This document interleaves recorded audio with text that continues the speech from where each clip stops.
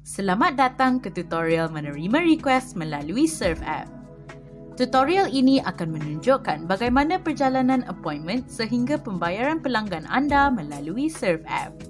Selain merekodkan maklumat secara manual, SERV juga menawarkan pengalaman penyelenggaraan kenderaan secara digital melalui app SERV untuk pelanggan anda. Pelanggan boleh membuat janji temu melalui app dengan menetapkan masa dan juga jenis servis yang diperlukan. Ini dapat memudahkan pengurusan tugasan dan persediaan kelengkapan serta pekerja. Maklumat kenderaan dan pelanggan yang membuat janji temu boleh dilihat di tab Appointment.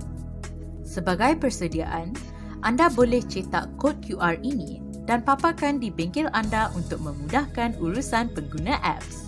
Pelanggan hanya perlu mengimbas kod QR ini apabila berada di premis sama ada walk-in atau janji temu. Setiap permintaan baharu akan dipaparkan di bahagian request. Semua maklumat pelanggan boleh dapat dilihat seperti maklumat kenderaan, rekod servis dan tarikh tamat tempoh cukai jalan.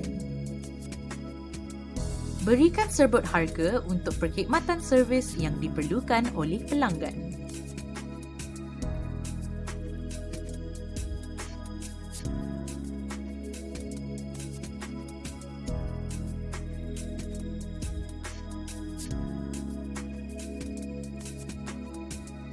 Pelanggan akan dapat notifikasi dan melihat serbut harga ini melalui app SERV.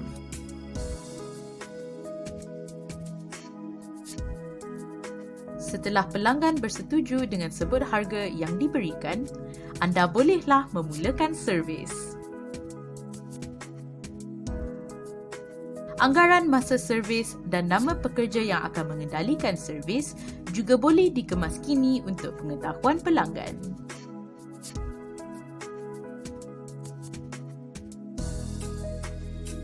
Setelah selesai, anda perlu melakukan pemeriksaan terakhir untuk memastikan kenderaan pelanggan anda berada dalam keadaan baik.